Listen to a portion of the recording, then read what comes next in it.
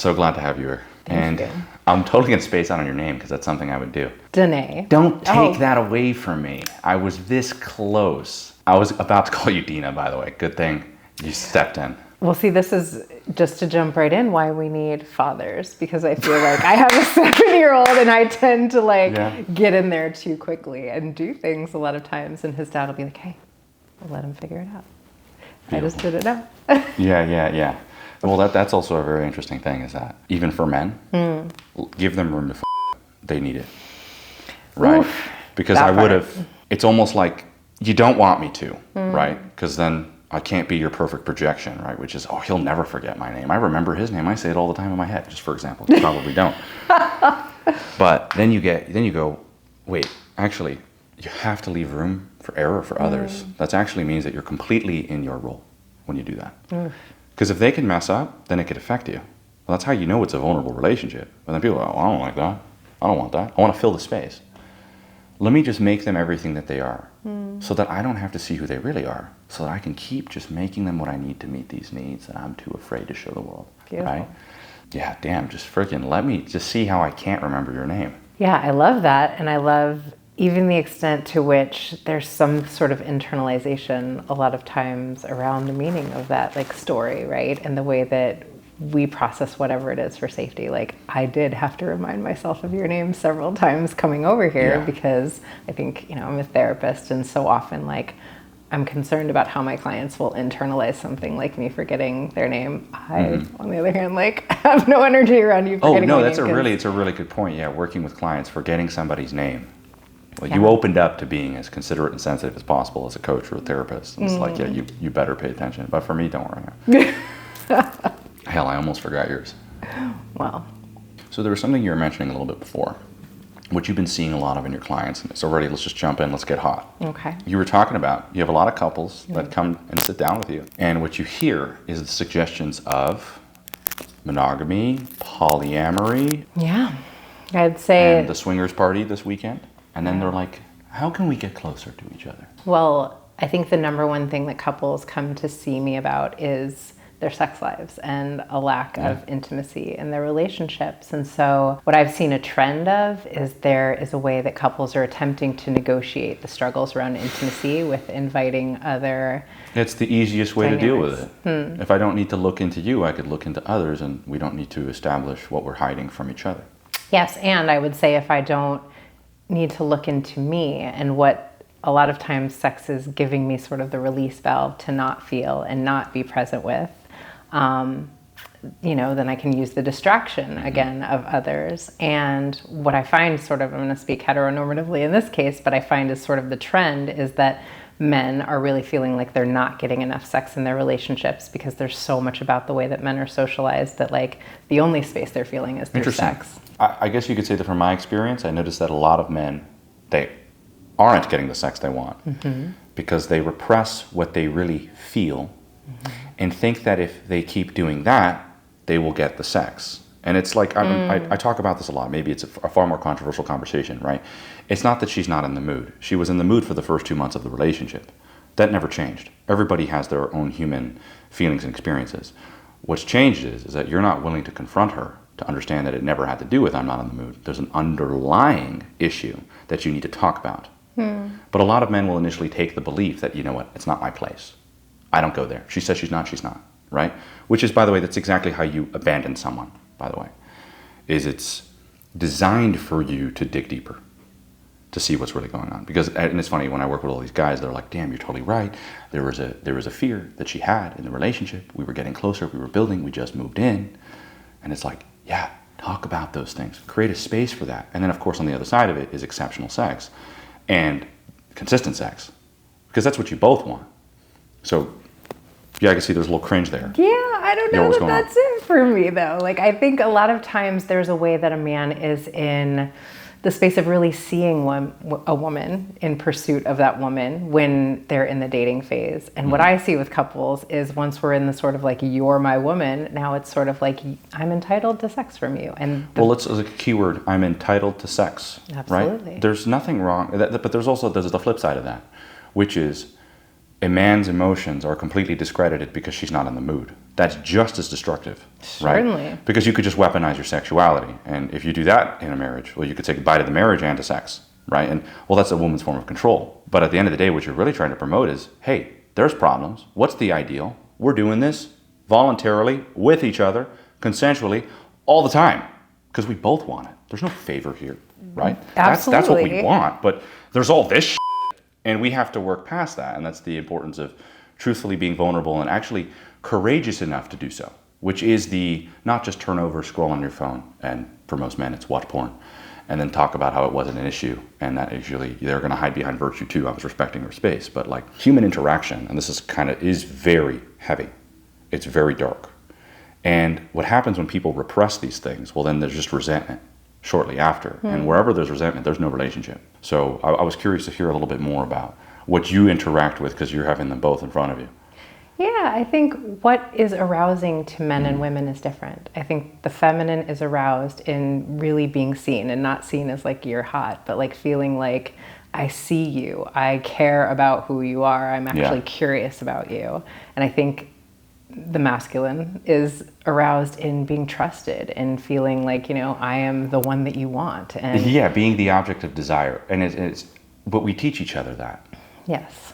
But I think that a lot of times what I see in couples is that thing of like, now we're in this container of marriage and we've just been conditioned to interact with that in a very specific way. It's like the expectation that they're going to stay if you continue to watch porn, pick up alcohol, and completely abandon all your responsibilities. Your marriage didn't give you an excuse to do that. I think that people, and this is honestly maybe a more hot take, but don't call her your wife, even when you're married. Yes. And it's like, because unfortunately most people have burned down the terminology to think that your wife is the person you dump all this shit on. Actually, you could still relate to her as the girl that you have sex with, and there'll probably be more chemistry. And I'm only mentioning this because we are seriously disconnected from the value behind that to understand it, right? So what I'm really trying to present here is, when people put a title and association to something, like even in my relationships, a girl's like, what are we, boyfriend and girlfriend? And it's like, well, one second. Define what you mean by boyfriend. Because if that's the guy that you have a list of expectations on that has to do a list of these things, I'm sorry, that's not me. Yeah, I couldn't agree with you more. And I think that we are most turned on by our partner in ways they're sort of antithetical to what we've been conditioned around marriage. And it's sort of like when they're not mine, when I see them with another person and that person is attracted to them, or when they're away for a while, all of a sudden, all of those There's things a value come in back. marriage that an individual needs to have before being married, which is, I understand the importance of this union outside of you. Marriage isn't me, you, ring. No, it's something that exists outside of that.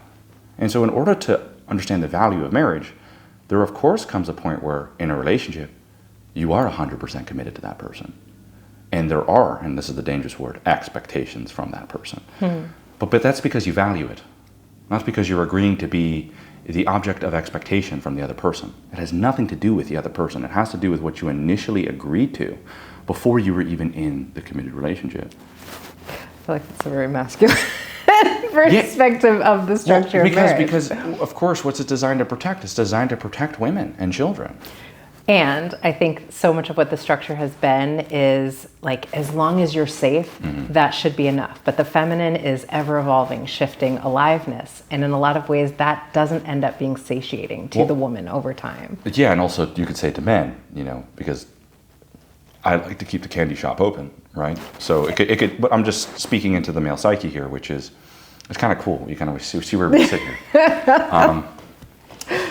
I understand the dangers of the expectations that could be placed in a relationship. If a guy's going, I'm going to get married so I can lock her in, well, slow it down, like 4 gears. Why are you getting married? And the same thing you would ask her. Because at the end of the day, don't, unless you plan on really building something together, because you're going to need this container, right? And it's also what women want. It's like they don't want to be what? Oppressed. The last thing a woman wants is to be controlled.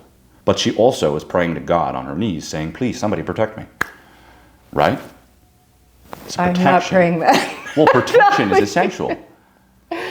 I think it was. I think that is was? what's shifting. I think that, you know, if we go back to the origins of patriarchy, it was very much that women were harmed and raped and oppressed, sometimes burned alive at the stake, and that was sort of to create in the psyche of women, you need men to keep you safe. And if you don't fall in line with this structure... Well, I don't think that has anything to do with the patriarchy. I think that has to do with how nature has worked up to the point where even the word patriarchy wasn't even a concept that people had in their minds. They didn't even have the luxury to think about these things. The way men and women have always been has been how they've always, traditionally speaking, have thrived, which still exists today, regardless of understanding, which is how...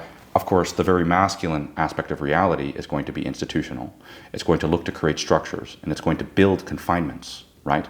But those things are also called houses, right? Those houses become homes, right? We don't exist without of each other, right? And which I think is a fundamental issue, to think that women don't need protection from men. That would be eliminating their ability to evolve themselves, which is exactly what they want, to be vulnerable. In a vulnerable state, when a woman's in a vulnerable state, she's constantly expanding. But there's a direct relationship with the partner she's with that's not going to be tyrannical to that space, but also not going to leave her to her own vices when doing so.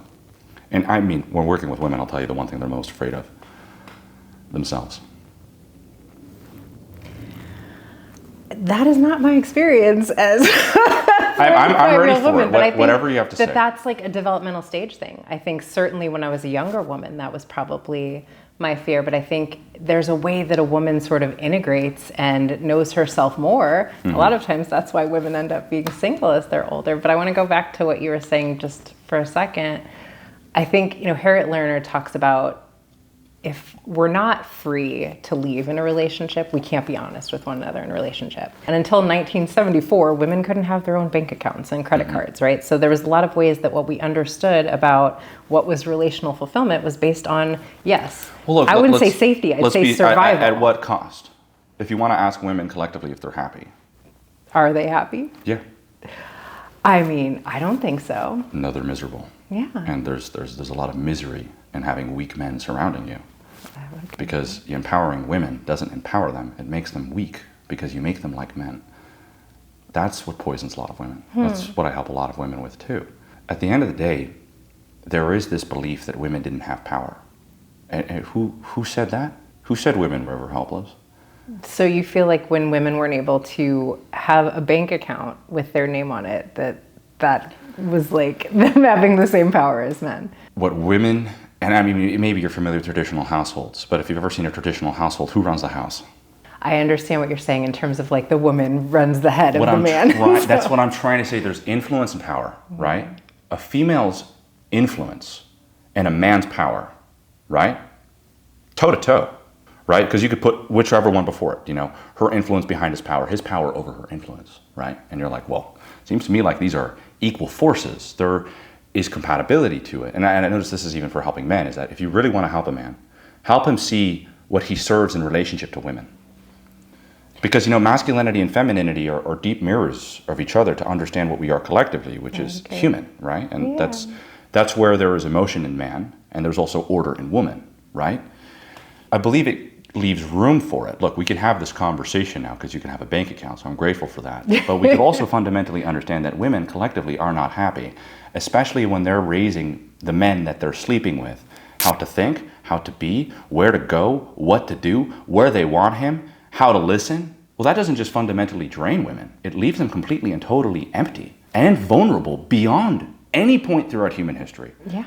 I mean, in that regard, I completely agree with you. I think the structures up to this point have been that a woman was dependent on a man for, yes, safety, I'll give you that, and financial stability. But I think women are able to provide that a lot more for themselves now. But I think, I think men were dependent and still are a little bit on women for their meaning and for, this thing of like, here is how I connect to some of that this is what my life is about. And I think without men having that, they are really lost. From my perspective, collectively, there was a time in more collectivist ways of being. So you're saying that when men lack feminine women, there is a lack of drive, motivation, meaning, and purpose? Absolutely. I'm agreeing with you. Yeah. But what I'm saying is there's no one sort of initiating men into a sense of meaning for themselves. Because if men don't have an initiatory process, then they don't have the confidence to do those things that you're talking about.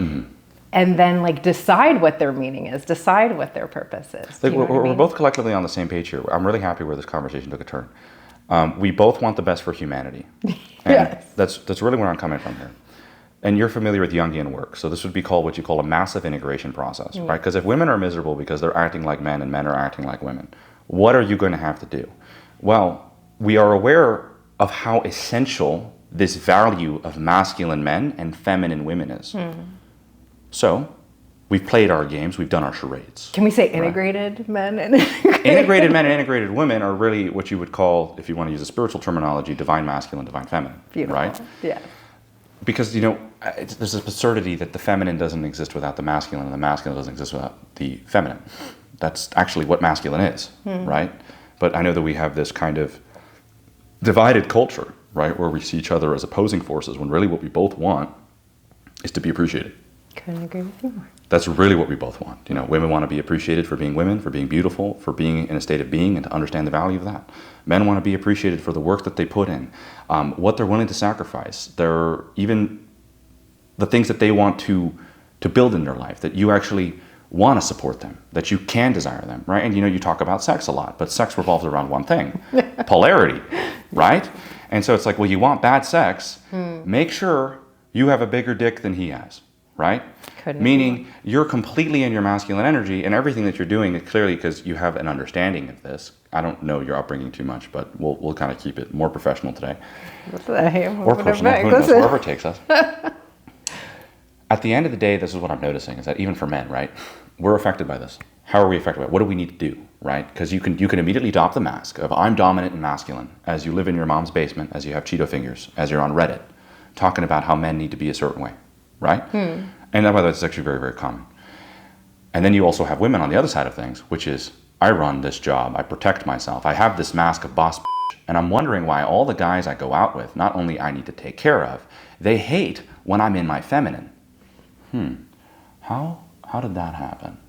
It's an invitation, and this is very important for women to understand this. If you don't like the men you're going out with, and you like the masculine man, just remember how you punish that, and also how you don't invite it.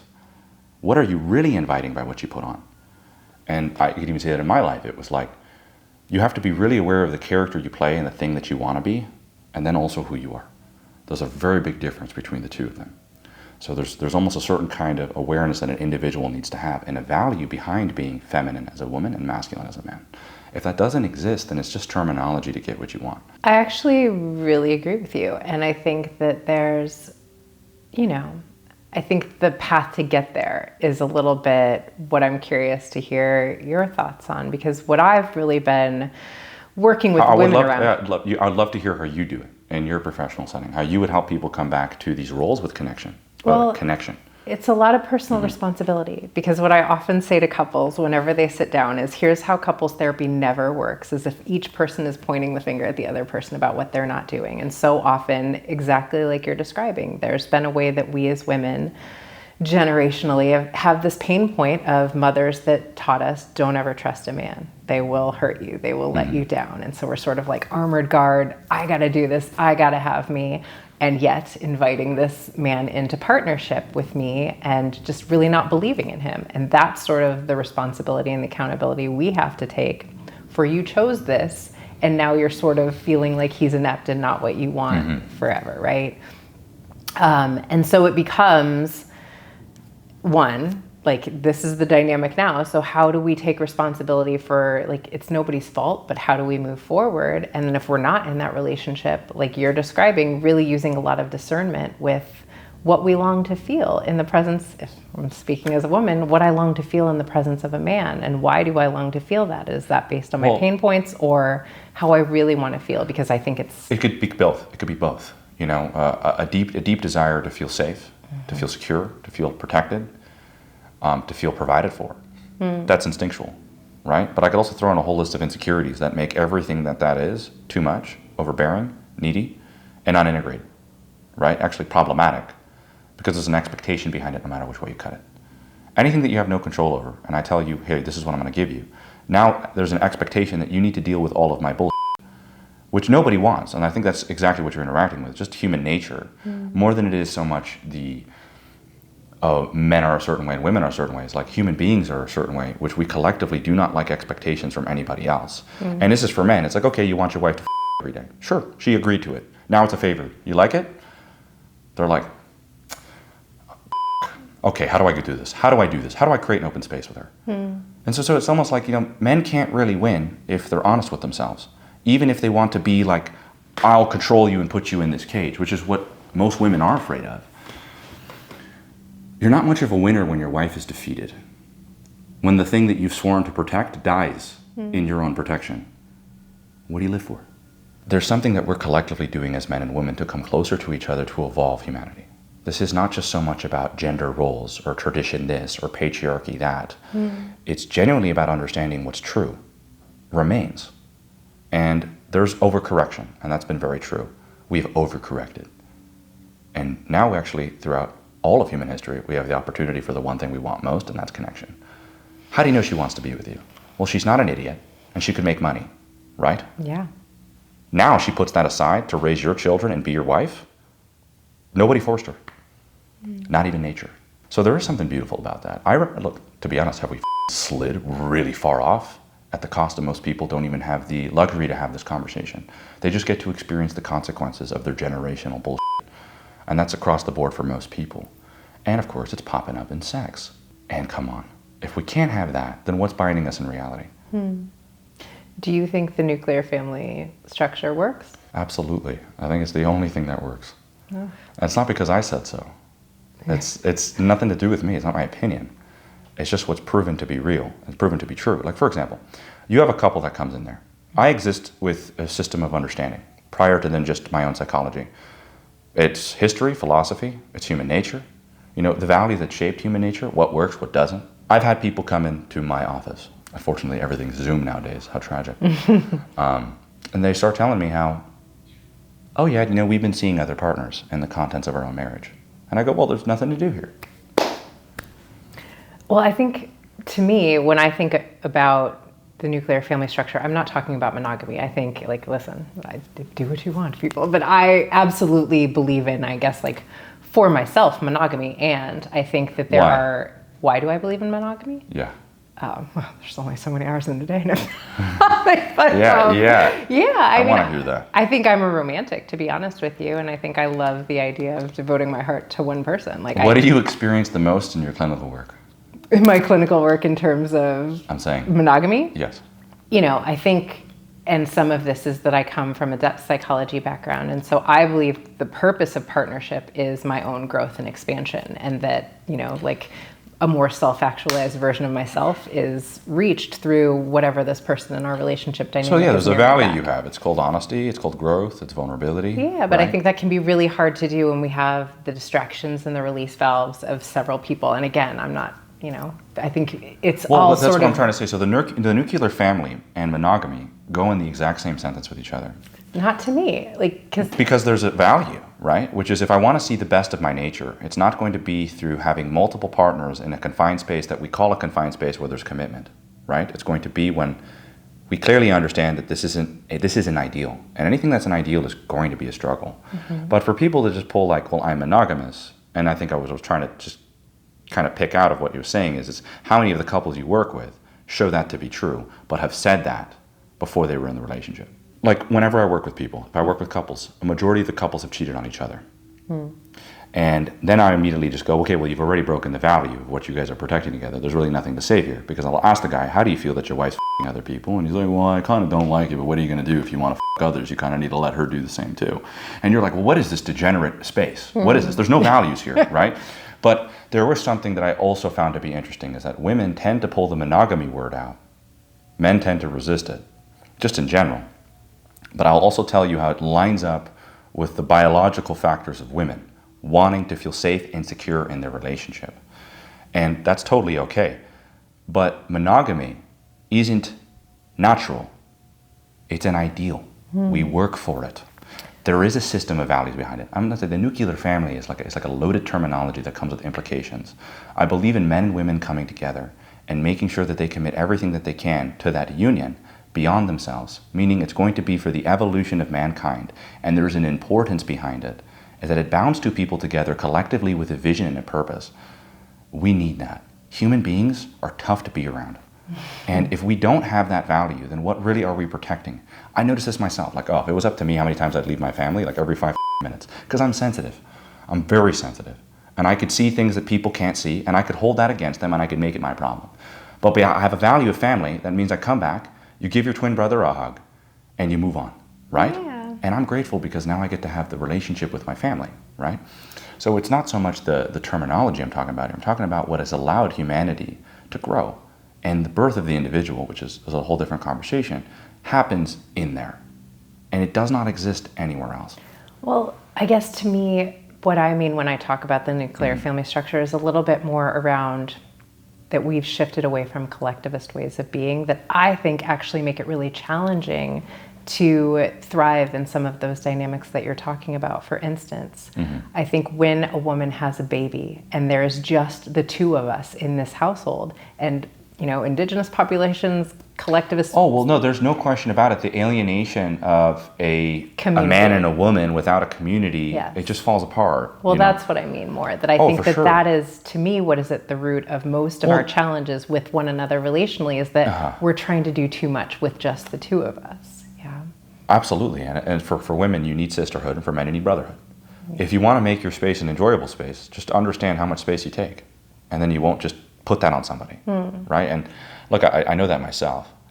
When I see women raise children and they raise them together, it's an enjoyable experience. Oh my God, it's the best. When you raise children on your own and your husband is working his ass off and no one's there to help you, you will become a bitter, resentful woman in seconds. Because who the wouldn't? And although sure there's an instinctual drive to care and love those children, but at the same time, we all need support. Men along with our purpose. Like I'm not just like here doing this. I was just telling this to my lecture today. It's like I have a web that allows me to just get up on this stage or sit in this chair and speak to you. It keeps me strong. Like if you see my strength, look at the people around me. Yeah. It will really shine a light on that. And that's also very true for women, because I'm sure you're familiar with this, is that women reach a certain age and they're like, oh, I want children, I want to be married. And then what ends up happening is they realize how much they've been lied to, which is a tragic experience. And also, dating in your 30s. Right? I wouldn't know. You wouldn't know? I didn't date in my 30s. You date in your 40s now. Yeah. But yes, I think to me, we're sort of watching the unfolding of what is challenging about attempting to do family without community. And I think it's come to a head because I think when women thrive, from what I've seen, is when there are cultures where a woman has a baby and her sisters, the mamas, everyone take the baby away so that she can heal. I don't think, there's always implications of terminology. And so I always like to kind of get to understand that a little bit better. There were some other things that I know that we want to talk about. This is like, you're almost like bordering politics at this point, right? Like, I am? It's like the psychopolitics of like men and women and where men should be and where women should be, but really being able to get people to come and connect to the values, right? Because like, okay, for example, why is femininity important if you never got the dream guy? And I tell this to women a lot. Why?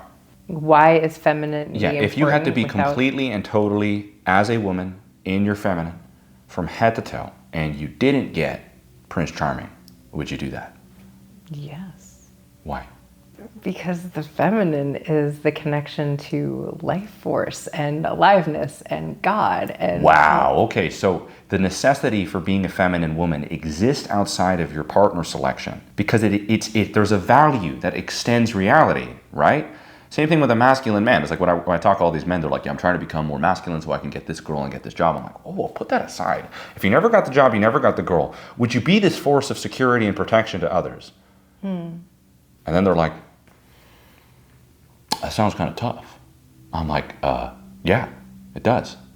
But what really drives you outside of what it can give you? And that's the beauty of values, right? And it's like, I've noticed there's no shortage of narcissistic people nowadays because everything revolves around you and you don't even know it, right? It's like the difference between a narcissist and a person that just really cares about themselves is awareness, right? Because you could even say the only thing you care about is you, but you know that. Well, that immediately takes narcissist off the list. Yeah. You're aware of what's driving you. And that could always be evolved. That standard for yourself can always be raised. So I come from really the perspective of understanding the importance of this as an individual, for men and for women. it's not that the question isn't that you can or you can't, right? It's the question is what is the right thing to do? And I believe that's what brings us together. You know, like, why do I let go of pain? Because it's become intolerable. Yeah, well, that's one step, right? But then a deeper level is because it's stopping me from becoming who I need to be to bring the most beauty, the most inspiration, the most strength, and to collectively bring others together. It's actually ruining my life. Yeah. Right? So there are values behind it that help people make decisions that require these leaps of faith. And you were telling me before we started rolling, and it was how you said you noticed this big shift is happening. And I mean, I'd love to hear more about that, as to what you think about it. Yeah, I think that we are coming to a space of unity consciousness from my perspective. I think things have been out of balance for a really long time. And I think that the pendulum swung for so long, so far towards the like, this is the structure, this is how you do life, that people were feeling like there wasn't enough of the aliveness, the feminine, right? And then sort of like in an attempt... Well, you could do two things, right? You could suppress the feminine, means lock it in a cage. Yes. Or you could do the exact same thing in the name of liberation. Which is what I was about to say, right? So like the pendulum has swung the opposite direction in the attempt to reclaim some of that. And to me, the integration and the unity consciousness is us coming somewhere back in the middle. But I think that that's like what we're grappling with right now collectively, right? Like we're certainly looking at the collective shadow and all of the structures, like what's been problematic about them, right? And the feminine to me is sort of the unnameable, untamable, wild spaces of the unknown. And so we're learning what it is to define what a societal structure without some of these like rigid ways of being that aren't in service to, you know, I think there are aspects of what you were saying about masculinity that sometimes don't always lead to men thriving, right? Like then they get to be integrated in the fullness of themselves aside from results, right? A value-oriented man is a very strong, right? He's fighting because he believes that's the thing he should be doing for the fight itself. Yeah, and I think aside from just to protect, provide, procreate, I think that warrior energy of the collective, like this is like my legacy, this is what I want to be as a man for me. I think some of that does matter, and men I have seen have lost that a little bit in terms of... a connection to deeper meaning, to deeper purpose, right? But that's also a byproduct of a deterioration of beauty. And so men and women work with each other here. And by the way, when people go, oh, it's the women, it's the men, it's mankind. It's us. And I'm in agreement with you. It's us. Yes. And what I was telling you before this is that women are more susceptible to that than men. But this does not mean that men have to be aware of that in order to improve themselves. Because if they realized that there would be no beauty left in the world if they did not stand up to the plate, they would. But that's not really revolving through most men's heads, right? And so it's really about understanding the responsibility and the tremendous amount of capacity that men need to tap into so that they can actually preserve beauty, which is actually instinctual to us, and that's actually the beginning of purpose, right? Because there's so much of that is given in what's mirrored in a woman, outside of it being the expectation, of course. So what is preserving beauty to you? Well, it's two-part, right? We need to do it collectively as men and women, you know. There's the invitation that men need to put out, and also the responsibility that it takes to be a man that can even put out that invitation, right? That's a big one. And the preservation of beauty is essential to mankind, and to men specifically. Because, you know, you're kind of noticing how, like, okay, what's up with this weak men thing? And it's like, well, what are they living to protect? What does their life amount to? And it's very simple for women. Women have a deep, deep, burning desire to serve and support. And if that goes unappreciated, then for what you are, you feel shame, you feel weak, right? For men, this deep, deep, burning desire to give and protect, right? And like, now you can't do that. You feel empty. You feel an existential shame of what I am is not reciprocated, right? Now, this is what I believe is happening now, because there's really not much you can do unless you want a full-blown war, which, okay, I'm kind of open to the idea of that, but there's a certain point where you could look at your life and you can go, okay, this is true, this is good, this is what I want, outside of whatever it can give me. And by the way, I've noticed this has been really helping women and been really helping men. Because now they're no longer existing like, okay, I could just like adopt these characteristics to get what I want. No, this is going to ignite a lot more by really integrating. As a man, your full masculinity into your life, and as a woman, your full femininity. It's going to cost a lot. And like, for example, I was on this call the other day with a girl, and she was 39 years old. And she was telling me, you know, her whole life has been about her career and what that can give her. And she was just telling me how all the men that she's with, and I just said, wait, before you do that, let me guess them for you. I said, they mask with masculinity, they mask with power and authority. And when it comes to giving you security or understanding you or listening to you, they can give you quite literally nothing. In fact, that's when you start taking care of them. And that's when all of your insecurities start to come up as you go, oh my God, this may be the only thing I'll ever have. Is this just going to have to be how it's going to be? And it was like, no, that's not going to be how it's going to be. The man that you want and the woman you are, it's not that you're not enough for the man that you want.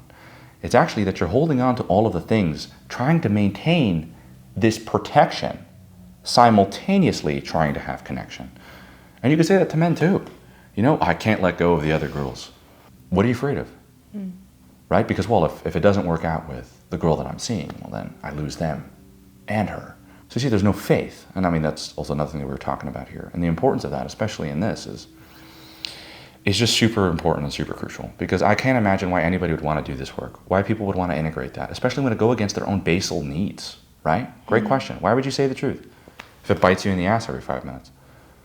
Right? Why would you be who you are if everybody rejects it?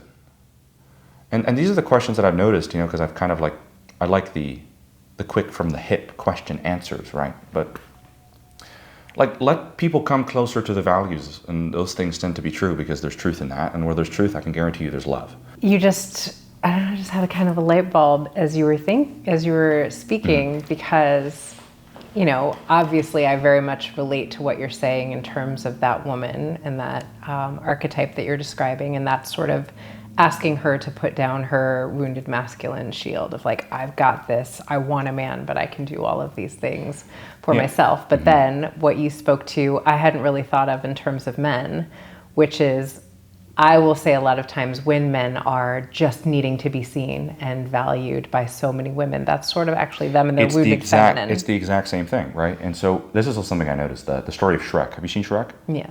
It is the perfect story of what men and women are and how insecurities meet in the middle.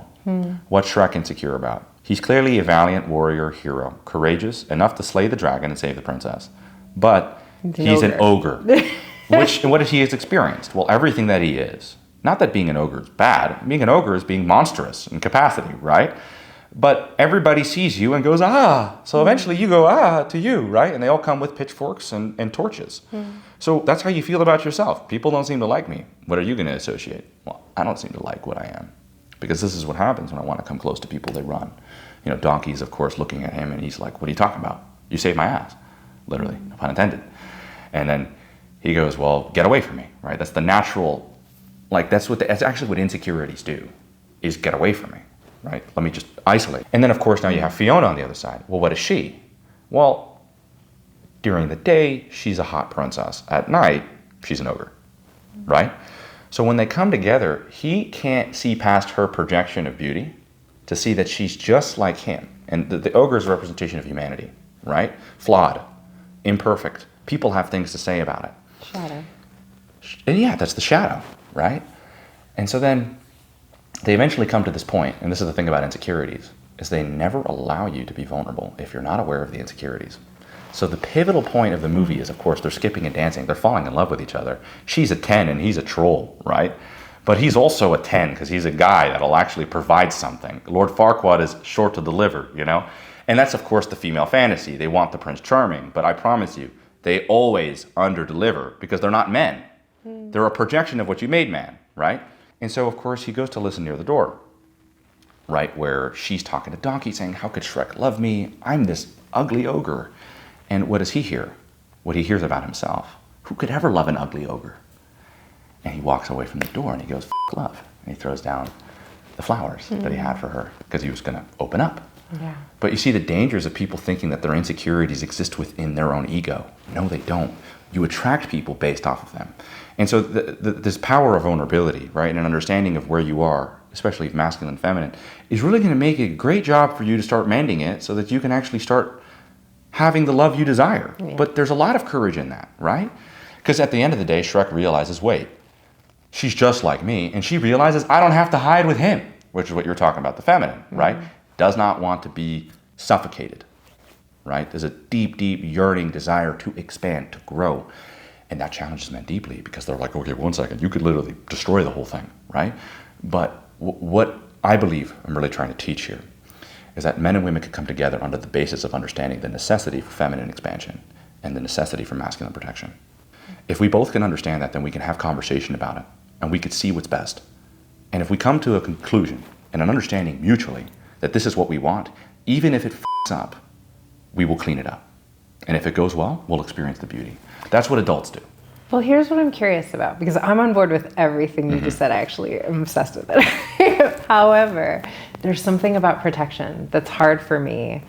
And I'm wondering if containment feels a little bit, there's something about, I don't know. First of all, that I think that's so much of the template of what men feel like if I can't protect or provide a lot of times, like, and I think provision can be so many things that men aren't seeing it as, but they feel like they are not enough and they are inept when a lot of times. Yeah, but you slay the dragon, you got the girl, she likes you, right? And you're like, oh, but you're not willing to open up, right? Yes, but that's what I was gonna say. I think to me, a lot of times the actual provision is I am able to show up because I am able to, okay, I just corrected myself. I'm able to protect her from my own shadow because I'm aware of it, because I've done that work to like understand my insecurities so that I'm not projecting them on her and leaving her abandoned. Booyah, I understand. Yeah, well, you're not all the time, and this is something I've also realized. There's a certain point where like we experience the limitations of ourselves.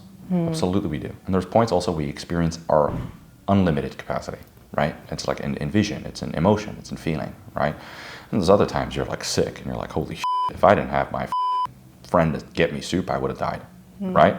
Or like, or your mortality, you're constantly reminded of, you know, when you almost get T-boned in traffic, you know, your life would have became really shit, right? And so we're kind of hit with this openness, which people can address as humility.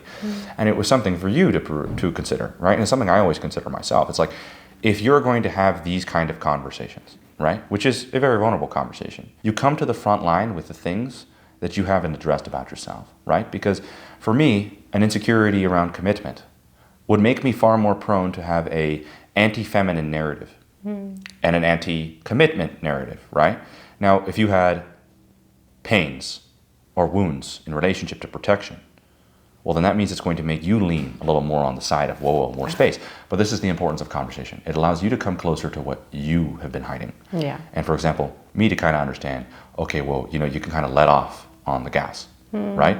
But ultimately what we're coming together to understand is what's collectively best for men and women as one, okay? That takes, and I mean this, faith that this is the right thing to do. And because why the heck, you know, it's like, as a woman, the amount of greatness that they open up to in submission and the amount of vulnerability that men open up to in full dominance, you then begin to go, wait, we're susceptible to each other in ways. That means if we want to really invite someone into that space, naivete is going to have to be something you immediately eradicate off the table. Awareness is going to be something you incorporate. And an understanding of the things that you value, you better start connecting to them. Yeah. Because if you think that as a man, you're not going to lead that household, you absolutely will, because you care about her. And so it's almost like that deep love for somebody can create a deep investigation of the individual. And that's why I don't think that I'm not the romantic in this sense, which is like over-glorify singlehood. I think the real integration and the real evolution and the real growth happens when men and women are together. And by the way, it's so easy to just kind of go, I got more work to do, than realize that you're actually running from the thing that you want. You're actually ready for it. And I could speak for myself when I say that. Yeah, I love that. And I think that I definitely felt a little called out on that. I think there is something in the space of we will defend against our shadow until we soften enough to see, like, why does it feel so activating? You know, you're going to love this. One of my family members is just incredible, sweet, loving, caring, affectionate. Cooks for 20, doesn't bitch. And then the second it comes into taking away female individuality, it's like full-blown feminist in 5 seconds. And you're like, what did I miss? Right? Sorry, is your husband oppressing you to cook the meals, take care of the kids, right? Like, whoa, what am I missing here? And so I started talking to her about Disney films, what her favorite Disney film was. And it was Mulan. right? And for people who know the story of Mulan, it's probably like because I just noticed there's one thing that women really don't like: to be degraded, Sure. to be treated as less. And you know, there's something I kind of use to trigger. Let me see what you think about this. Okay. If you accept being his number two, you're his number one. To like another woman, or like the number two thing in his life? Because I actually think that a man's mission should come first, and if that's... Thank you. Yeah. There it is, right? And that's, I think we're in total agreement there, is that absolutely a man's mission should come first in his life. And you understand that actually gives the additional protection and security to the woman. I agree. But there's no shortage of ego, right? Ego is being able to hide behind a narrative so that you don't have to face the insecurities and the fundamental vulnerabilities that you have as a woman, right? Like, we're only here because our ancestors died for us to be here and have this conversation. Like, I have enough humility to recognize and realize that.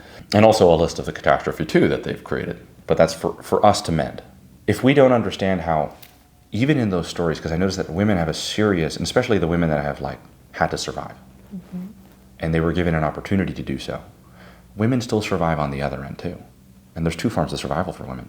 They could masculinize, meaning become more like men, or they could weaponize their femininity, meaning hiding behind their beauty, their care, and their compassion as they play men like puppets. Who's more powerful? I would say the puppeteer. In every damn way possible. In fact, actually, if you wanted to describe a lot of men's nightmares, it's the female puppeteer. Yeah. They are powerless in the face of it. Because maybe, sure, if they knew it was there, they can do something about it, but they don't. That's the dangers of it. And like, you know, a siren, you're left with nothing. And like, all of these things about like female capacity, and I noticed that even like with feminism as a whole, and a lot of things that don't go challenged by men, there's something that men are connected to, and they have to be connected to. It's their mission and purpose. Do you want to know what that's directly connected to? Their instinct. A man's purpose begins to be a question on his mind when he meets a woman that he wants to protect. Because the highest form of protection isn't just in providing those ways, right? You have to be able to provide a space for the spirit. The spirit only thrives when there's purpose. And I noticed that like longevity in relationship is going to be created when there's vision, accumulatively, right? And there's a very interesting study for men, and it was women lose interest in men not because of what they have right now in the moment. It's actually what they are going to have throughout the period of their life, meaning longevity of what they have, right? If I'm a Hollywood movie star, but I'm just a big name now, you'll get what you need and you'll leave. Right? But ultimately, what makes people say is the vision that's collective with spirit. And then now it's no longer his purpose over you, it's your purpose with him, through him. And that is the feminine role. And of course, you know, now women are being told, well, it's your purpose and his purpose, make time on the weekends. Any guy that accepts that is completely and totally not in his masculine. And every woman that's told that that guy is masculine is being lied to. And you can speak for yourself when you say you don't respect him. And women's instinct also really helps them understand what? The kind of men you want to be with. Like, you can't go against the instinct. He's everything my hubris says I want, but why the is my not working? I'm not in the mood a whole lot, right? And then, of course, you meet a man that's very connected to that. You're like, whoa, where's the control? And you're like floating, like in space, you know? And yeah. Well, that's exactly the point. You're going to flow through that. And the amount of trust, and actually like even I realize this. I'm a very, very masculine dominant person, and I'm not proclaiming that. I know what that comes with. It comes with tremendous susceptibility to feminine agreeability and resentment. Meaning, if I don't check in with her, I can get myself a resentful in 2 weeks and wake up without my balls. And it's like, well, yeah, that's the dangers of even being masculine. You will put your hand out and get bitten. There needs to be deeper connection at this point in our life because there's so many dimensions. If we're not forced to reflect inward, then you're washed away with information. You're washed away from one video to the next about one person's definition of masculinity or femininity, and you're left with nothing to connect to, even when you find something of value, even if you find information that helps you. And that's just more of what I'm noticing about people in general, is that it's becoming further and further away from what they really connect to. And then, of course, like, you want to connect to someone? Like, you haven't even done the connection work yourself. You are so far away from home, kid. And like, let's bring you back to that point. Yeah, you know, I think what you were saying about the masculine mission, I think the only thing that I would be curious about is, I think it's going to be a pretty large leap. And first of all, I don't know that that's exactly where I feel like we're headed, but a pretty large leap to have women completely go back into the space of being in support of the masculine mission. What I often say to couples is I think... Well, that is in support of the feminine mission. A woman that is in support of the masculine is in support of the feminine. A man that protects the feminine is in support of the masculine. Any opposing party it's like the we hate men party hates themselves. Well, the women are whores party hate themselves. And like, you can call things for what they are when they're there, but like when you're speaking for mankind collectively, you speak for all of it. well, I think what I was going to say is that I think that, I often say, I think inspiration, respect, and a shared vision are what we need in a partnership to thrive. And I think that there's a way that if I don't really respect his vision, it's everything that you're talking about. But I do think that women still want to have a mission, that this is like what I'm doing. And I think when we have a mission together that is like really in alignment with what we both came into these bodies to do, that's when it works. Well, I mean, that's when you're actually dating appropriately, when you have aligned vision, aligned mission. Yeah. Because then it's not at the cost of you. It's actually for you. Well, I think there's sometimes in the way that you're describing it where it seems like you're under his thumb. What women hear is, oh, so you want me to just like go back to a time where what I am doing is supporting a man's vision. Yeah. And there's just something actually I do to test people's maturity. Are you willing to accept reality or your fantasy of it? As a man, I will protect and provide for my children, even when I don't feel like it, even when I wake up and it's not a fun time. And as a woman, you will show up for your partner and your children when you don't feel like it, even when it goes against you. And now you're probably like, ooh, I don't like this. No, I'll tell you what it's called. It's called people who are willing to accept the worst possible implication so that they can actually integrate the ideal into their reality. I don't want it to have to be. But if I can't accept these things to be true, then what I want to be is a delusion. And so it's very important for just come down to the ground, see it as it is. Like, we were human beings surviving for thousands of years, and this is how we did it. And there's a lot of growth in that, and it's both for men and women. And it's like, well, for women, if you really meet a guy that you respect, you're going to be completely and totally under his rule. And then you're probably like, well, I don't know about this. It's what is. Now, I'm not saying that's only what is. It's called acceptance for a reason, meaning you have to be able to accept the responsibility of the decisions you make. Because if you don't, feelings will determine where you will be at any point all the time. And families will fall apart. And every single valley that you talked about won't exist. Here's the thing, Naftali. Like, I don't disagree with what you're saying. Yes, and but I it think, makes you go like this, as it does matter, everyone. and the word rule, it just instantly like shuts a woman down. Like, yes, because there's a serious amount. Because a lot of us saw Handmaid's Tale. Yes, a lot of you saw Handmaid's Tale, and that movie was written. I don't even want to go into that. But that's just my whole thing. Is it's like, by the way, first off, if you can't accept the implications of that, right, then you can never transcend it. Right? You can never evolve it. There's nothing to transcend if what you believe in is a delusion, right? But what does that look like tangibly? Because here's the thing. I hear what you're saying, and I think there is something in a woman that does have an innate desire to be with that man that has that level of containment, right? The maximum containment runs in every woman. And if they don't accept that, they will never see the insecurities in relationship to that. Say more. This is the thing, is that when a woman goes, okay, wow, a man rules over me, right? Insecurity. Perfect. This is exactly where you need Cage. But why can you be caged? Why can't I be? Yes. I mean... That's what I'm saying. You're filling in the blanks. Is that what you're saying? That's what I'm saying. There are insecurities that revolve around that, right? That's part of the healing process. By the way, the guy you're going to meet is going to be like a Genghis Khan caveman. Right? And you're going to be like, not your container, right? But that's exactly the person that you need to have the conversation with, right? You have to see people's levels of awareness. You have to see their intentions, their motives, right? Yeah. Because look, you could tell the difference between somebody who really wants to take care of you and somebody who wants to hurt you, especially if you have the ability to intuit, which as a feminine woman, you would have the ability to understand. And women are really, really good at that. You guys see what's below the surface every 5 seconds. You're like, hey, I like where you come from, even though you say those things, right? And then also for men.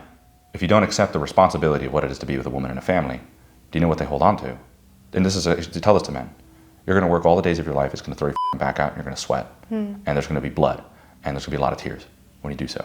And this is what it's going to take in order for you to preserve beauty and the evolution of mankind. You know what happens when they do that? Majority of men cry. Do you want to know what happens to the men that accept that? Not only do they not have to experience the thorns and the thistles, they get to experience humanity flourishing. Do you know when I started this business, I accepted long hours, hard work, stressful clients, alcohol addiction, nymphomanias, suicidal patients. My beginning of my career was way harder than it is now. But my maturity was determined by my ability to go, you know what, those vicious waters are vicious. This reality is unforgiving. This is what I wanted. And actually, this is what requires faith. And that's why this is meaningful. Yeah. And if you don't have that understanding, then that means the guy that you're with, you fooled. And I promise you this, women, when they fool their partners, they go, huh. And that's just because, you want to make sure he sees you.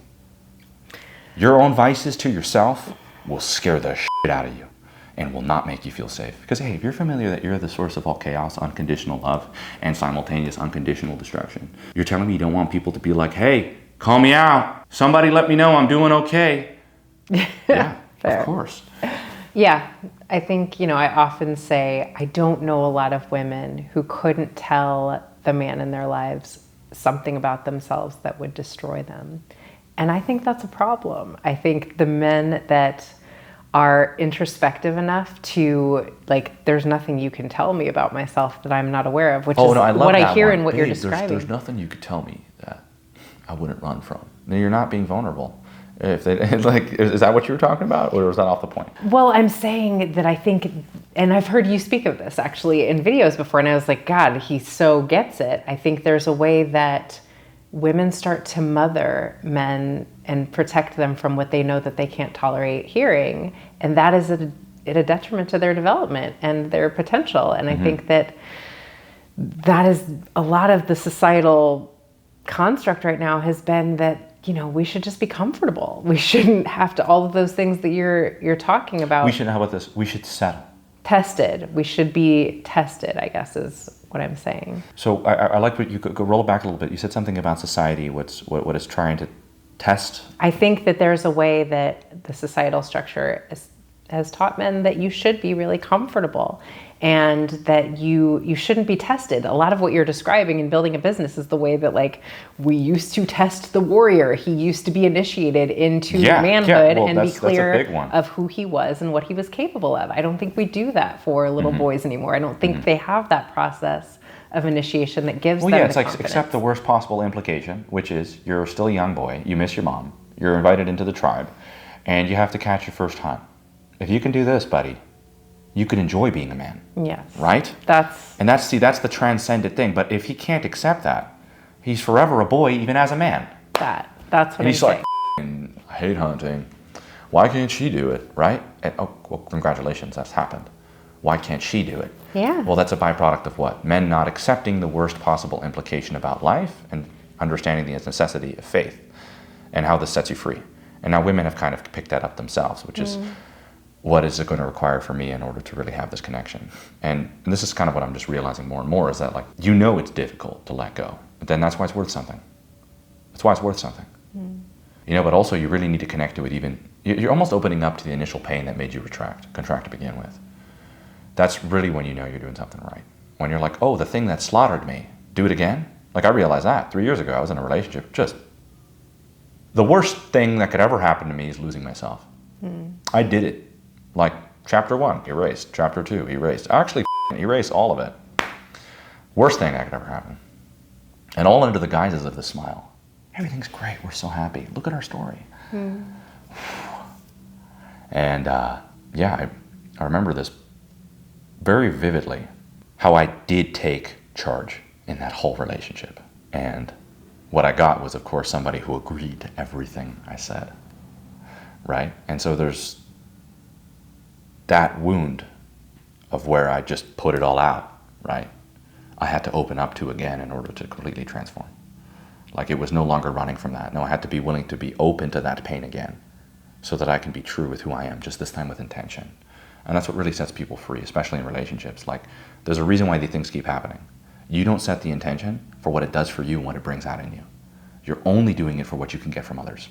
And others will just forever disappoint because you're never learning the eternal message here, which is it's for you, bucko. And that's a really healthy relationship. It's where, you could even take that in sex. It pleases her as much as she likes pleasing you. Synergetic. Not just, I think because honestly, a lot of religious women have this. They're like, he's my husband and because he's my husband, I love it. You're like, Tell that to him, and his dick will never get hard. He wants to know you like it, right? Not because you're his husband. You kind of see how that's more of the shadow there.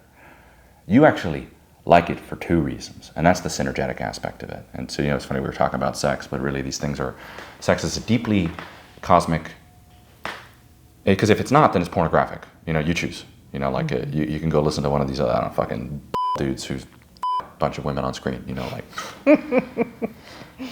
Yeah, I think that's true. I think that so much of what you were just describing is the performative sex is about, we as women are so conditioned to be in the external experience of, is he liking me? Is he feeling good about this? Is he enjoying this? And I think sex for a woman has to be a really egocentric, like she has to be able to be... No, she has to be connected to her humanity when she has sex. Like, this can't just be its spirit. Like, no, you need to show the aspect, like men and women teach each other, right? If a man has no connection to his emotions in sex, there's no connection to the woman during that. You can't expose her to what you want to be exposed to, which is the more primal side of the woman. And this is across the board for all men. They wish their wives f*** them like the porn stars they watch, right?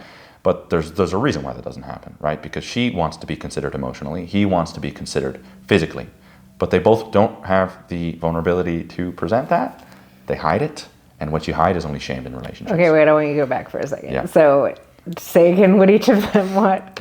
So this is very true about men. And you could just ask them their past relationships. I'm sure you get that in a lot of things. Well, I used to have my ex. She'd do it, no problem, right? Okay, probably not a good time to bring up your past. But what men really want is to be f***ed like the porn star and loved by the wife, right? Just to kind of show you the complexity of sex, right? The dimensions of it too. Women want to be experienced emotionally the same way men want to be like a porn star. But now also the same thing goes for women. They also want to express that, just with an understanding that there's connection to it. They're not taking what they want from it. Does that make sense? I mean, it's a much bigger conversation.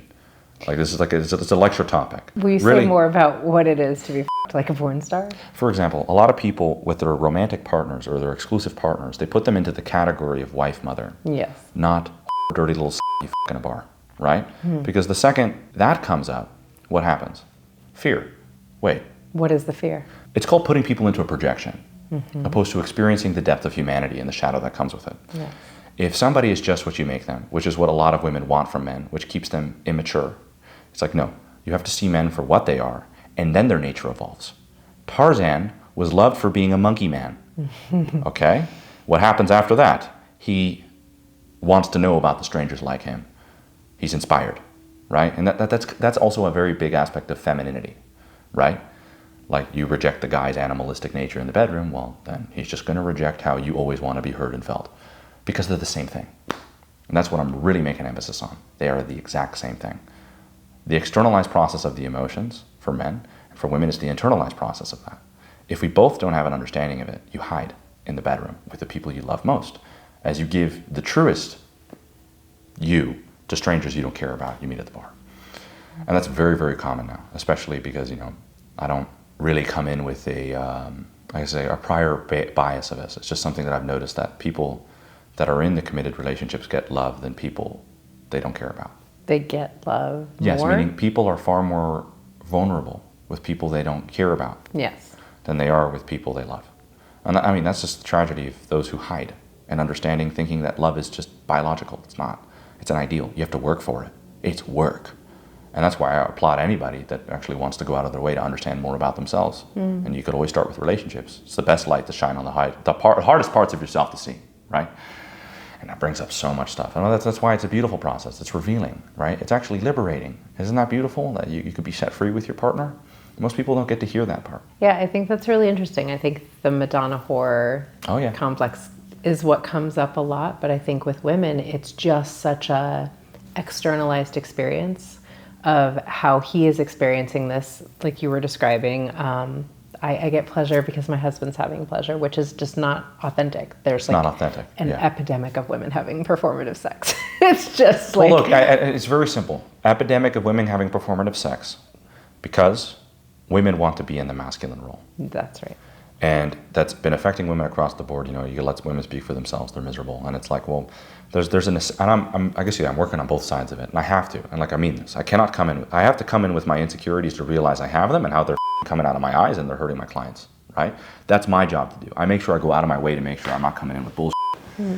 Because I could only help them as much as I help myself, and that's just true. You said something about your beauty is not for everybody. It's for the person you commit yourself to, which I kind of wanted to hear more about. And I think because what I end up seeing so often is that doesn't feel satiating in a long-term relationship, or something happens with that, or maybe it's the dance of us not seeing each other. It's the expectation of you thinking it's his job to do that, right? Again, that's like the unconscious intentions. Well, that's, I guess, what came up. I think what ends up happening so often as I work with women in that stage of life, you know, kids are a little bit older and they're reclaiming themselves. And what they realize is, I have been so wrapped up in everybody else that I haven't seen me for so long. So much of it is like, how do I see me for me? Because if I don't do that, what ends up happening is someone sees me outside of this marriage. It's the importance of women understanding their beauty and the value behind it, is that they will protect it and they will connect to it.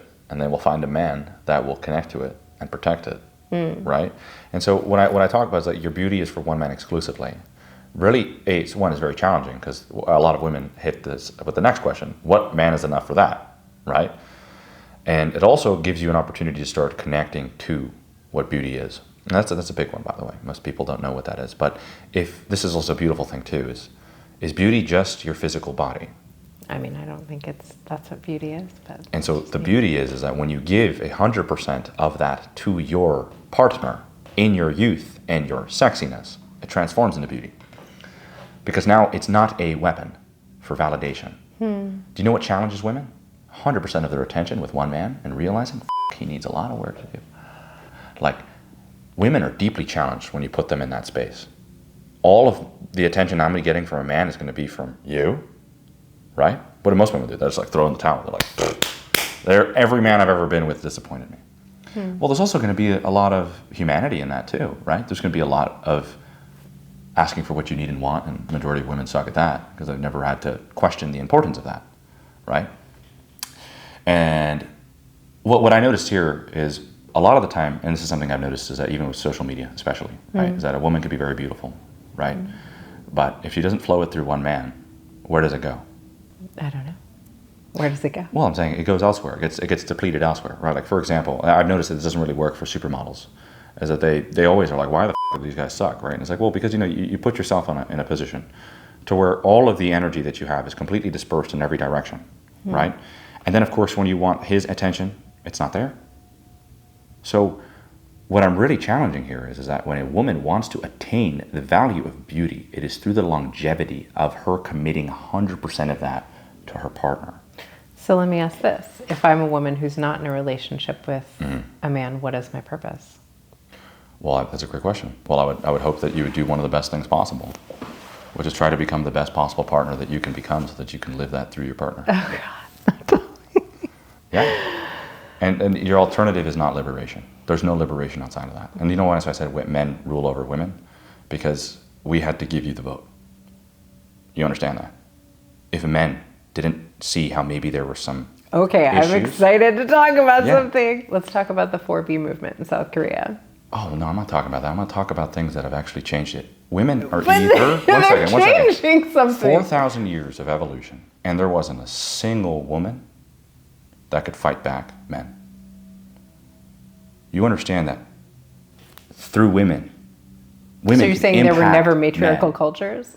Not that thrived, no. But I mean, look, it's a whole different conversation. None of them that thrived. Can you name any? I'm not talking about thriving. I'm just talking about there were matriarchal cultures. Sure, there were also a whole list of other cultures that exist that don't exist now. Okay, so... And I'm on the side of truth, not of what existed. Right? Based on dominance, sure. But if we look at, can we talk about? I'm just curious to hear your thoughts I'm about totally down to talk about it. That would be a whole nother discussion that we'd have on it. But I'm really wanting to stay within the, not so much just the things that men and women exist outside of the narratives and ideologies, right?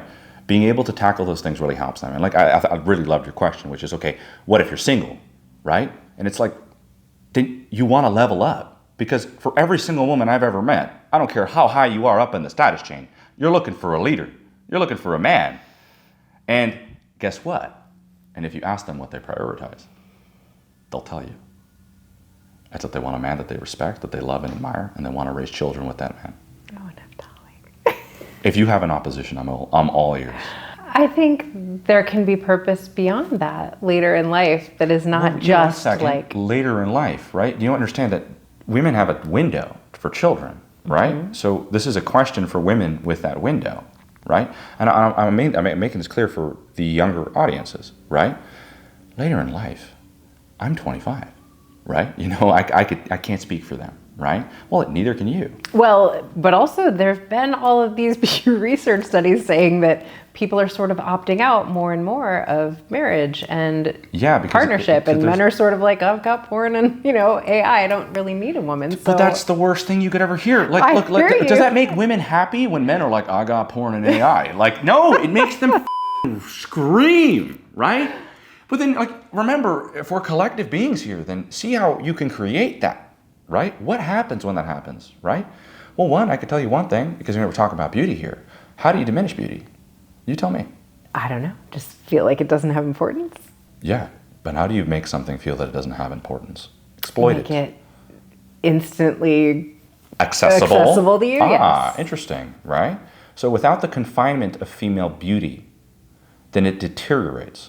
Mm-hmm. Then where's the beauty to inspire? Because men got porn and AI. You gotta keep up, you know. We also got sex bots flying in from China. And these are tragedies, right? And I mean, like, almost sometimes feels like I'm talking about like a science fiction film, if you say it out loud. But of course, reality has its nuances that make you kind of feel a little more grounded in it. Versus a science fiction film you don't like really care to take too much on about. Yeah, I guess my thing is, and there's so much of what you're saying that I absolutely agree with, but I feel like sometimes the buy-in of the society that we're currently living in feels like, well, but how do you think we get there? Well, I mean, by having these kind of conversations and your willingness to be, you made a commitment to vulnerability and femininity. You did it in this conversation. But I did it after, like, the reclaiming of that space. Like, you and I were talking the other day, and you were like, yeah, you embody a lot of that feminine energy. Mm-hmm. And I didn't for so long. Kind of had to have some ruptures and all of that falling apart, the structures that you're talking about, and realizing all of the things you were saying about why that doesn't work, right? But I think it's really hard to get the people in their 20s that you're talking about to see that without a little bit of life experience, without a little bit of challenging those structures for themselves, and why that doesn't feel fulfilling to do it the way that we've been conditioned to do it. Don't give conditioning too much credit.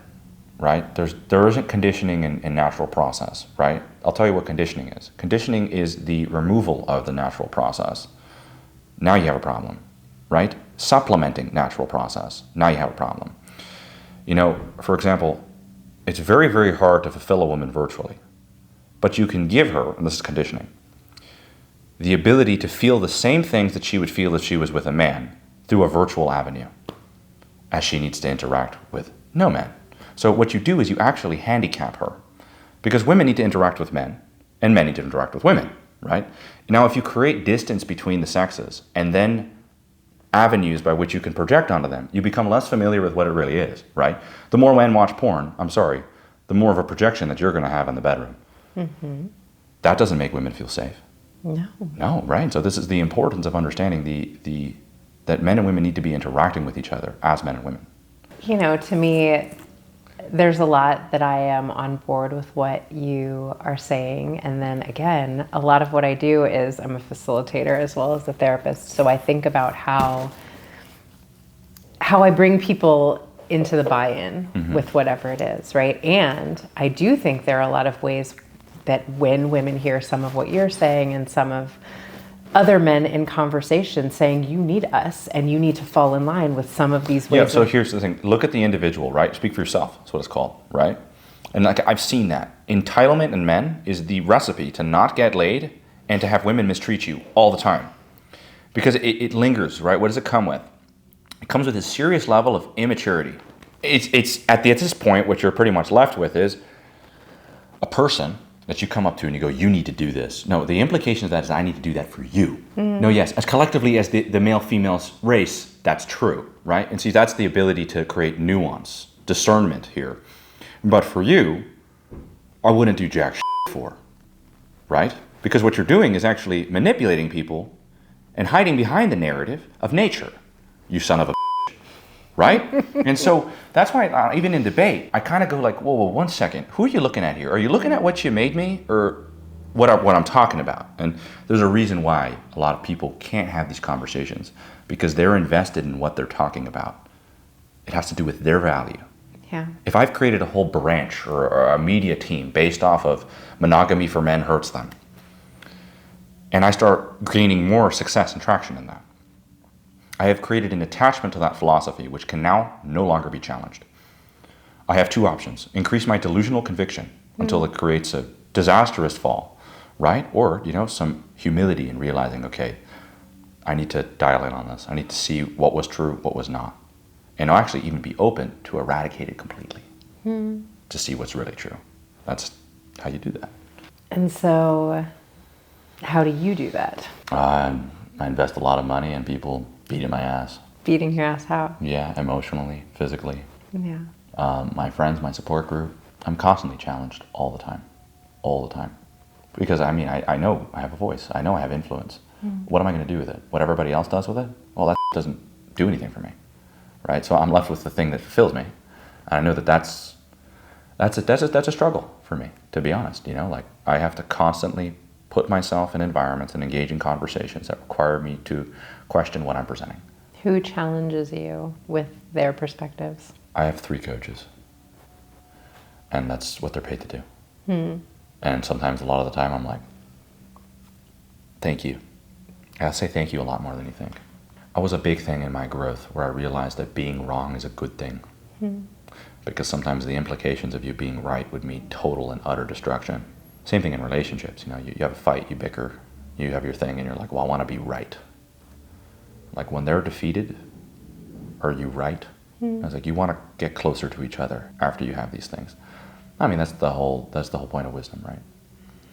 Where you don't burn your own house down over who left the sock out, and that you could also be able to understand each other, genuine understanding of each other. So my family, my parents, my friends, and if you met them, you'd be like, who the f are these guys?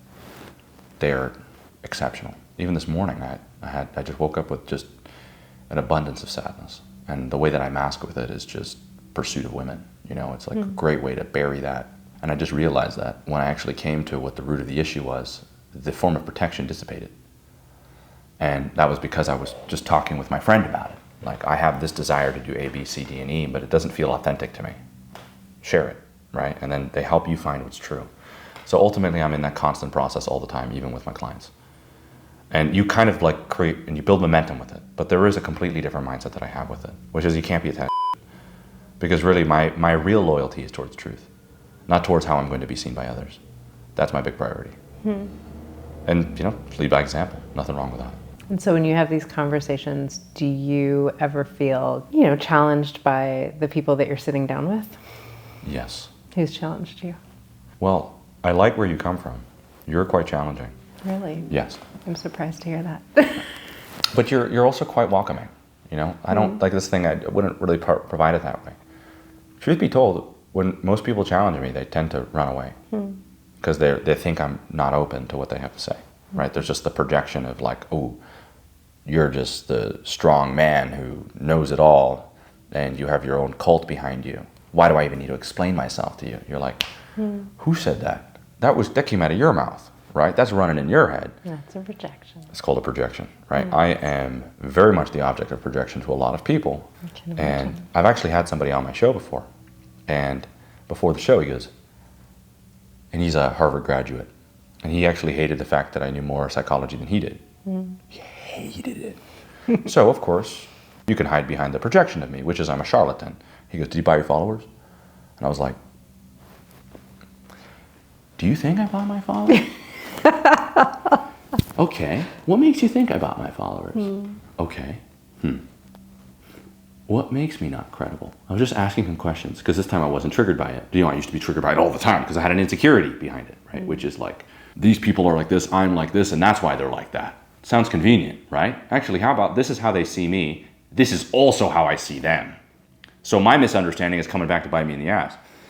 And then by the end of the call, he was like, holy shit, you're either a charlatan or you're better at me than what I do, and I can't stand that. And I said, which one's more convenient? And he said that you're a charlatan. So I said, exactly. What are you left with? An uncomfortable truth. And then he came here with his girlfriend, and we had the podcast together. And it was a really wonderful time. I still talk to him. I appreciated the thing that most people don't see. His ability to tell me what he was thinking and feeling about me without me having to find out. Nobody likes finding out. Did you feel challenged? Yeah, I find, I think if I am honest, a part of my shadow is like that forever. I used to think about when I became a therapist that it would be hard for me to sit in a room if I thought that maybe that person was smarter than me. You have very strong energy, right? Oh, so yeah. I think there's a way that like my shadow comes off of like, does he think I'm not smart, right? Or yeah, well, that's called by definition insecurity, right? Like, oh, as a woman, does he think I can't stand up for myself? Like, yes. whoa, who's saying these things, right? Yeah. For men, it's like, what? Is she not respecting me? That's 900% of the time an insecurity. Like, especially that one thing, it's specific. Like, insecurities are specific. They're not intrinsic. Like, they're not obvious. They're very hidden. Yeah. This is real. And I think it's real because we're talking about real things, and you should have a way that you should feel about those things because it's affected you. What I'm saying has affected you. And if people don't provide nuance to those things, then it never changes, right? But no, I think this is a perfect opportunity for evolution, which is the one thing that you're seeking the most, right? And which is also why I made it a very, very strong point at the beginning. I said that if you're looking for this feminine uprising, right?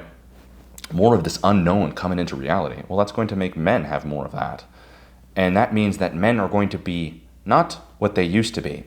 They're going to be 3x what they used to be. Because if the feminine grows in the masculine, well, then the masculine grows in proportion to the feminine, right? So what you're really inviting is some of the most capable, vicious, ferocious, making Genghis Khan look like a piece of toilet paper in comparison. And I think that's where a lot of women start to go, well, I think I had enough of men. They could hurt me a lot. But I don't think naivete has ever helped anybody. Yeah. So this uprising that you're talking about has an implication. Because if you're expanding this way, then the masculine is going to expand relative to that. And you can't escape its order. That's a cute way to put it. The word is order, not tyranny. And you could tell me the difference between the two. Well, can we go back to the 3 times? Yeah. Because it feels like to me that the feminine within the masculine has been so out of balance. So what I hear in what you're saying about the 3 times is what is happening right now, which is sort of like the chaos around the rising, like the resistance to it. Yes? Well, yeah, of course. Because what do you think that triggers? Fear, right? Yeah. But let's be honest. How many men are going to be bold enough to continue to have these conversations, right? And to investigate themselves and to understand that they're in service and protection of women. That's kind of insane when you think about it, right? Like, but there's a lot of hubris that surrounds a lot of male dominance now. It's not male dominance anymore. And like the guys that are like talk about dominance and being alpha male struggle the most with women that they want. And it's like, well, why is that the case? There's no connection to it. And like women challenge things that you have no connection to all the time, including your values, right? I want you to dress this way. And no, you don't. Yeah, because I was shaking my ass on a table with booty shorts, right? You get what I'm saying? That's how I know you don't. And now a guy that has awareness would go, you're right. How could I ask you to do that? I liked you as you are. Maybe I don't connect to that value. How do I feel about that? Now that's real. And a woman will actually be pulled to that. Because if he comes back going, hey, here's the truth, and this is what I think is best. Now you'll listen. It's not easy. This is not easy, but this is what's required, especially if you want true love, especially if you want connection, especially if you want to understand yourself better.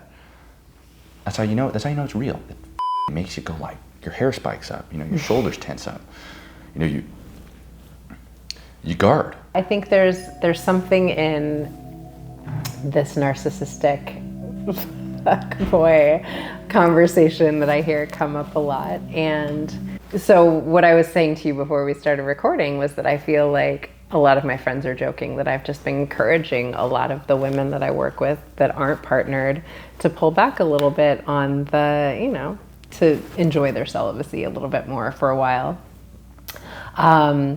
And you were saying something in a video that was like, when you sleep with a man that you don't really respect, you sort of invite that energy and reward it, right? And I see that so much. And I feel like that to me is a little bit the discernment piece that I think is really important for us to take responsibility for as women. But then it's also... Women were evolved for discernment. It's just discernment and intuition. Women were evolved for that. It's partner selection. Women were evolved for that. But if women are disconnected from their femininity, you will by default only losers. Because you're going to mistake attention for connection. Yeah. Big difference. And by the way, women's currency, they love attention. And also if there's an insecurity around that, well then you're only attracting men with the same insecurity. Congratulations, you're going to be stuck in a very vicious cycle until you start to connect to that part of you as a woman that can intuitively discern these things. But that's going to require a level up. Is what it's going to require. So I think it's a good thing that you tell your female clients, hey, dial it back. Start connecting to this. This has got you here. Yeah. And you have no awareness of it. Try this. And of course, there's going to be a lot of insecurities that come up. You tell anybody to stop a behavior, they're going to hate it. You tell somebody to stop fidgeting, they're actually loving it, Naftali. oh, well, that's overcorrection too, right? Well, and that's a little bit my concern, because I feel, not even my concern so much as I feel like so many women are like, what's the point? And so, I mean, they've got some pretty advanced means of providing self-pleasure to themselves these days. Yeah, no, you don't want to get the vibrator 4000, the male replacer. Look, because that's, again, what? Another form of protection from what? Connection, and where there's connection, there's deep, deep rejection, right? And that's really what people are really afraid of. When I took a year and a half away from sex after my first relationship, until I realized I was meeting it on the back end. Women have, I guess you could say, a little more of like a culture of, oh, it's okay, you could please yourself, love yourself, girl, right? But men don't really have that, right? So you're left with like back end work, which is, I made this vow, you'd love this. The next girl I kiss or have sex with will be my wife. But in between, or porn, that's okay. So then I realized, oh my God, this isn't a value. I made a vow of protection, and it's becoming easy for me. Because I would actually feel validation, I know this for women, feel validation when they tell other girls I've been, abstinent. You're getting the same feeling that you would get when you sleep with a loser. And you have to be able to understand that, even for them, which is because, we're going to be prone to jump to those extremes, but you have to be able to identify the vices that make people do that. And that's what really helps people, especially as a coach, and I'm sure you could help them realize that. The idea of opening up. And I realized I was more afraid of being an honest man with what I really want from women after that relationship. And the vow was a form of protection so that I didn't need to face it. But somebody showed me, Naftali, Moses, your behavior is completely dishonest. And I was like, okay, well, I'm afraid. But that's actually how you know you're making the right step. You're like, I'm afraid of this. Put myself back out there again. Stop hiding this. Well, anything you create distance from, you can see more value with, right? And I think, and you just even speak for women collectively. They've created a community. I could promise you, they're seeing a lot of value in it. And the same for men. They've created a lot of distance from masculinity, and there's a lot of value in it. So it's almost like, you take the fish out of water, put it back in. It swims with a smile. And I think that's what's going to be collectively what's going to be happening to us if we make the appropriate shifts. If we really want to change, and we really want this to happen, I think true love is more real now than it ever has been. That's beautiful. Oh, hush. Yeah, I really respect your mind. I think there aren't a lot of people that I'm like taken back often as they're That's a huge compliment. Thank you so much. But I do. Thank you so much. I mean, this has been so wonderful. I could do this with you again any other time. Aw. Well, Dené, thank you so much for being on, and I can't wait to hear from you more. No, thanks for doing it.